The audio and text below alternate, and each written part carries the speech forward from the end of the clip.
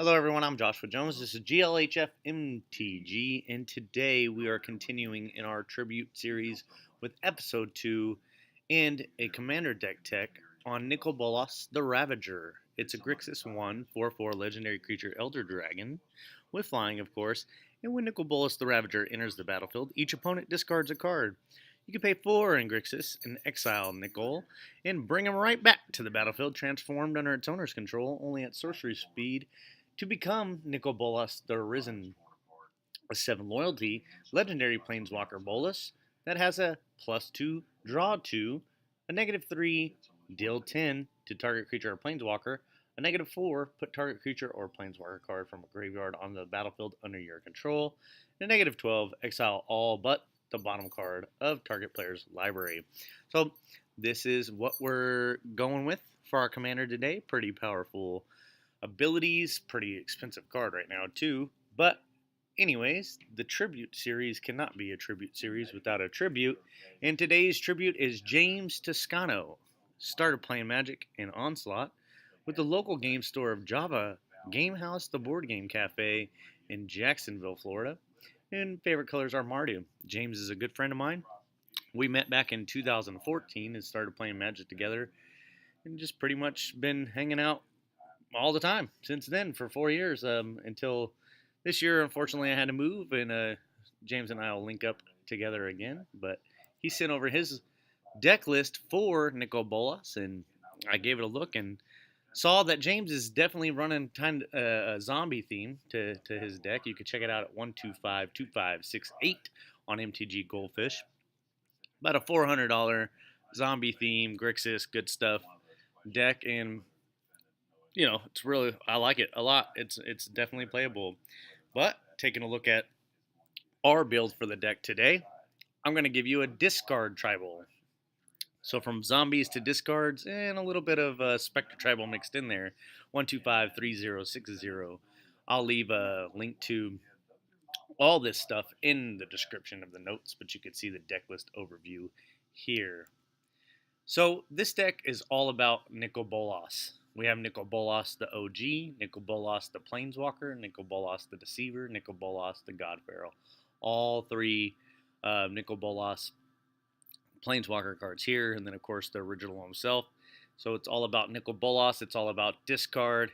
You're trying to get these Nicol Bolases to Nicol Bolas. See how many times I can say Nicol Bolas in this deck.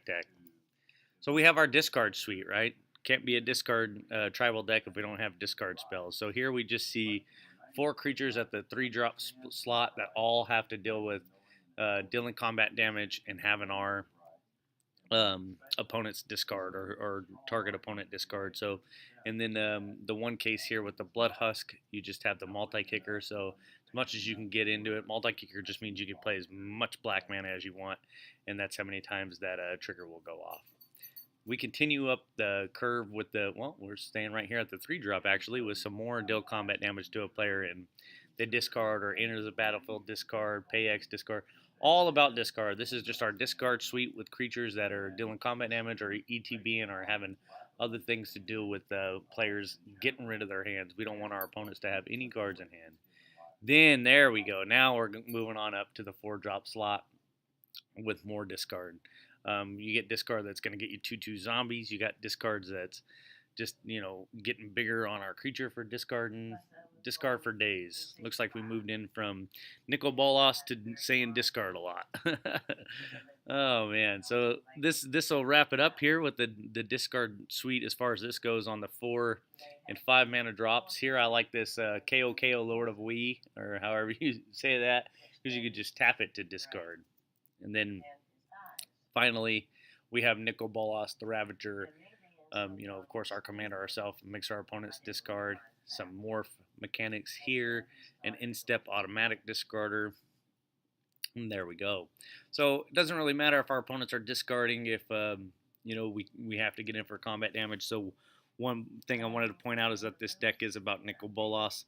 So don't be afraid if you can't get in for combat damage to leave some folks back to chump block or just block outright or present a threat to protect your Planeswalker. So Now we go on to losing life for discarding. So the Eldest Reborn here, it makes him discard, and then you get something back, and then Painful Quandary here. Whenever an opponent casts a spell, they can lose 5 or discard.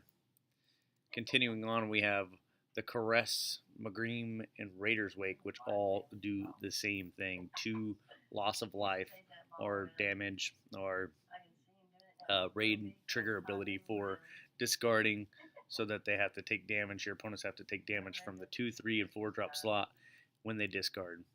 Then Shrieking Affliction here, Pain Magnification, and Torment of Hellfire. So more loss of life whenever the opponent's discarding, but instead of just the 2 loss of life, now we're moving up to 3 loss of life, and then in the case of Torment of Hellfire, an X ability to just repeat that process.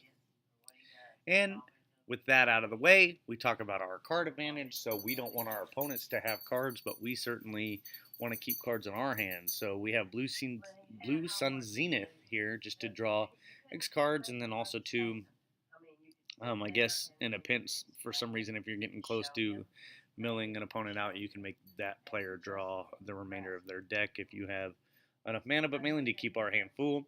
I included Decree of Pain in the draw suite because if you cycle it, it replaces itself, so not exactly card advantage. But if you destroy all the creatures, you will draw that many cards. Not a May.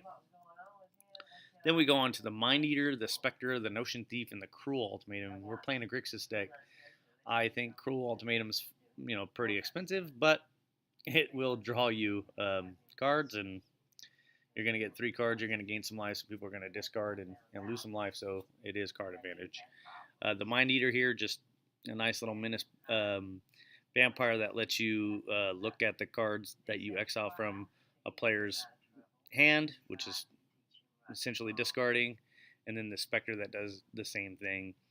Notion Thief keeps your opponents from refilling their hands, because if they would draw more than just their first card each turn, instead they don't do that, and you go ahead and draw. Here we got Waste Not. So Waste Not's a kind of a cool little enchantment because depending on what your opponent discards, it gives you some card advantage or some mana. So if they discard a non-creature, you get a draw. If they discard a land, you get 2 black. If they discard a creature, then you get a 2/2 creature. Just a really nice value card for this deck. And the guests here let you draw a card whenever they discard.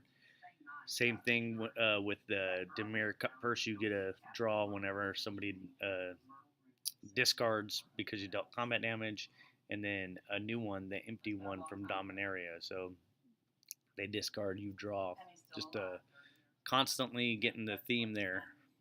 So then we move on to our disrupting threats. So one of the biggest threats we have in this deck is when we go to activate the ability of our commander, and our opponents respond by killing our commander because you only have to deal 4 damage to it, or something like that. We want to be able to have these 2 just as a hedge against that in our hand, cheap and efficient. No, you can't kill my guy right now because I'm going to go ahead and make him into the Arisen Planeswalker. So that's why we keep Swan Song and Counterspell away around in our hand, And then we also have some targeted removal and some utility. So the Charm and the Command offer some utility while also just presenting us with an opportunity to have utility removal.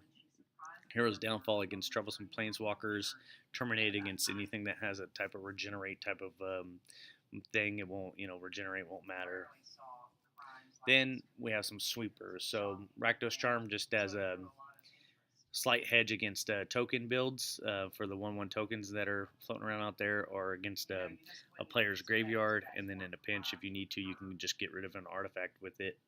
Vandal Blast against all artifacts that are causing us trouble. Blasphemous Axe should be able to get 13 damage to a good amount of creatures is usually going to get the job done. If we wanted to keep Nicol Bolas around, or either the original form or our commander, we get Crux of Fate to get rid of everything else, or if we need to, just get rid of all the dragons in case we're running up against something like that. And then we move on to our mana ramp. So this deck is very, very high-end heavy. It's not meant to be a really fast combo deck. It's supposed to be a flavorful Grixis Nicol Bolas deck, right? So we want to run a bunch of mana ramp We have talismans here that are in our colors to do that. I really like these because you can play them on 2 and use them right away. Then we run into Felwar, which you could also use on turn 2 after you immediately after you play it. And then the signets, which you have to wait, but then they just give you great value. And all the signets that are in the Grixis colors are going to be put into this build. Then we, of course, have Soul Ring, Commander Sphere, and Solemn Simulacrum to help us search out a land and then draw a card. Solemn Sad Robot's pretty good. And then one card in particular that I want to talk about, which is Visage of Bolas. It's funny.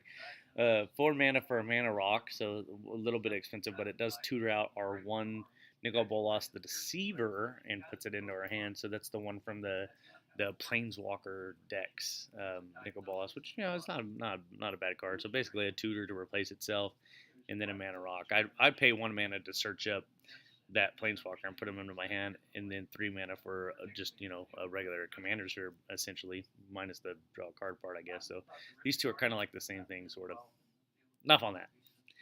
We're running basic lands in the deck, of course, so we have a split of 4 islands, 6 swamps, and 2 mountains. Follow that up with 26 utility lands for 38 lands in total because it's the deck's hungry, and then of course we're running Tipple of False God in here, and that's more like a ramp spell than a land. So because you can't use it if you don't have 4 other lands with it. So we're kind of running 37 lands in that, 38 lands in total. Our utility lands are split up between lands that let us fetch for basic lands, lands that tap for any color, lands that let us get in unblocked. So we do have a lot of evasion with the flyers and a menace, but in case we just need to get in there to get something out of our opponent's hands, we have Rogue's Passage and lands that let us get unblocked. Lands that help us deal with troublesome lands and lands that help us deal with graveyards. No maximum hand size lands and draw card lands, and then of course Rick's Muddy Dungeon Palace here, which allows us to just each player discards a card, and we can only play that as a sorcery, but just a discard outlet on a stick, even though it is universal, so it does affect us. And then Westfall Abbey, because we're in black, and if you're in black, you could probably fit a slot for Westfall Abbey. It's a freaking 9/7 flying lifelink indestructible haste that enables itself, so I don't know, maybe fit it into your black decks. That's going to take us into the Challenge Achievement Trophy for this week. And for this one, we're a Nicol Bolas, we're a discard deck. So why not have the Challenge Achievement Trophy be about Nicol Bolas and everything that Nicol Bolas is about? Trying out something new this week. So instead of just giving you one Challenge Achievement Trophy, we're going to break this down into 3 levels. Your challenge, should you choose to accept it, TM. Deal combat damage to a player with Nicol Bolas, and on the same turn, activate a loyalty ability targeting the same player or a permanent they control. So say I was to swing in on James, our tribute this week, for 7 damage with the Nicol Bolas and be successful on the same turn, I'm going to activate the God Pharaoh and target him with a +2 to exile card from the top of his library in this case. So that's your challenge. If you want to step it up from there, your achievement is to activate a loyalty ability on each of the Nicol Bolas planeswalkers in one game. So you got four planeswalkers here. Get one of these loyalties abilities off on each of these during one game, and that's your achievement. And if you want to do the ultimate combo breaker, whatever you want to call it, TM, the trophy for this build is ultimate 2 Nicol Bolas in one session with your playgroup. So if your playgroup does like 4 games in a night on a Sunday or whatever it is, however many you're doing in one setting, if you can get off 2 of the 4 Nicol Bolas ultimates in one play session, that would be the mega trophy.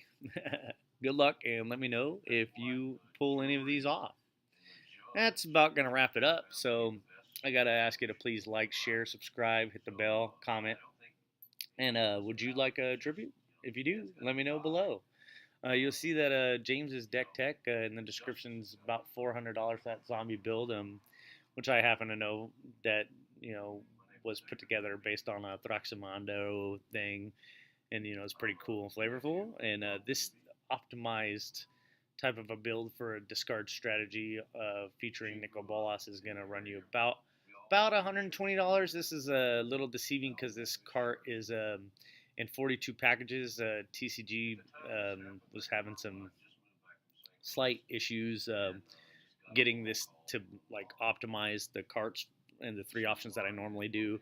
But I was able to get it down to 120 for 86 items. It keeps moving 2 items to the later column, and I'd rather present you with the full 88 items that are the non all the cards that aren't basic lands.